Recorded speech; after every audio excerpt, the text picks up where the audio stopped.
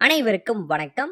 இந்த வீடியோ பகுதியில் நம்ம பார்க்க போறது பிறப்பிலேயே சிவபெருமானுடைய ஆசிர்வாதம் பெற்ற 4 ராசிக்காரங்க யாருங்கிறத பற்றி நம்ம பார்க்க போறோம். மனிதர்களா இருந்தாலும் சரி, ஒரு செல் அமீபாவா வரைக்கும் இருக்கக்கூடிய புல் பூண்டு இவை அனைத்தையுமே சமமா பாபிக்கக்கூடியவர் தான் சிவபெருமான். அவரால் படைக்கப்பட்ட மற்ற விஷயங்களை நம்ம எந்த அளவுக்கு பாதுகாக்கிறோமோ அந்த அளவுக்கு சிவபெருமான் அருள் நமக்கு கிடைக்கும். இயற்கையை நேசிக்கிறவங்களை சிவபெருமான் என்னைக்குமே கைவிட மாட்டாரு. அதே போலதான் ஒரு சில ராசிக்காரங்க, அதாவது நம்மளோட ராசிக்கு ஒவ்வொரு கணம் இருக்கும். நமக்கு ஒவ்வொரு தெய்வங்கள் இருக்கிற மாதிரி நம்ம ராசிகளுக்கும் கணம் இருக்கும். அந்த கணத்தின்படி தெய்வ கணம், மனித கணம், அதே போல ராட்சச கணம் இருக்கு. இதுல மனித கணத்துல சேர்ந்தவங்க என்னைக்குமே பாத்தீங்கன்னா அவங்களால கடவுளை பார்க்கவும் முடியும். அதே போல பேய் பிசாசுன்னு சொல்லக்கூடிய அகோர விஷயங்களை பார்க்கவும் உணரவும் முடியும். சில நேரங்கள எதையுமே உணராமலும் போயிருவாங்க. அதே மாதிரி தெய்வ கணத்துல இருக்கிறவங்களால தெய்வங்களை உணர முடியாது, அகோர விஷயங்களை உணர முடியும். அதே போல ராட்சச கணத்துல இருக்கிறவங்களால அவங்களால ராட்சச தன்மையை உணர முடியாது,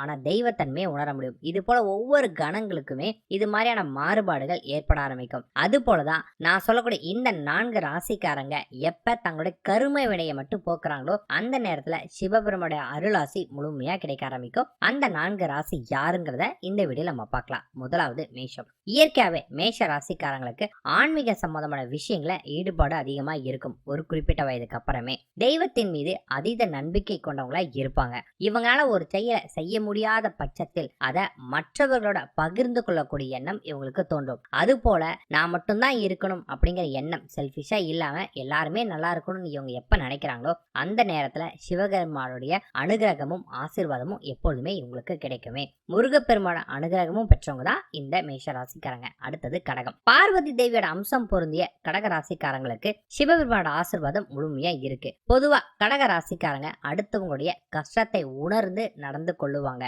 தாய் மீது அதிகமா பாசம் கொண்டவங்களா இருப்பாங்க. இவங்க அடுத்தவங்களோட மனம் புண்பணிப்படி நடந்து கொள்ள மாட்டாங்க. நடந்து கொள்ளாமல் இருக்கக்கூடிய பட்சத்தில் சிவபெருமான் அனுகிரகத்தை இவங்க முற்றிலுமா உணரக்கூடிய தன்மை ஏற்படும். மூன்றாவதா நம்ம பார்க்க போறது கன்னி ராசி. கன்னி ராசிக்காரங்க எப்பொழுதுமே மனது கள்ளங்கபடம் இல்லாமல் இருப்பாங்க. தன்னோட பொருளை அடுத்தவங்களுக்கு கொடுத்து உதவும் மனப்பான்மை கொண்டவங்களா இருப்பாங்க. இது போல கொடுத்து உதவும் மனப்பான்மை கொண்டவங்களுக்கு சிவபெருமானோட ஆசீர்வாதம் முழுமையா இருக்குன்னு நம்மளோட சாஸ்திரங்களை குறிப்பிடுது. கடைசியா நம்ம பார்க்க போறது கும்பராசி.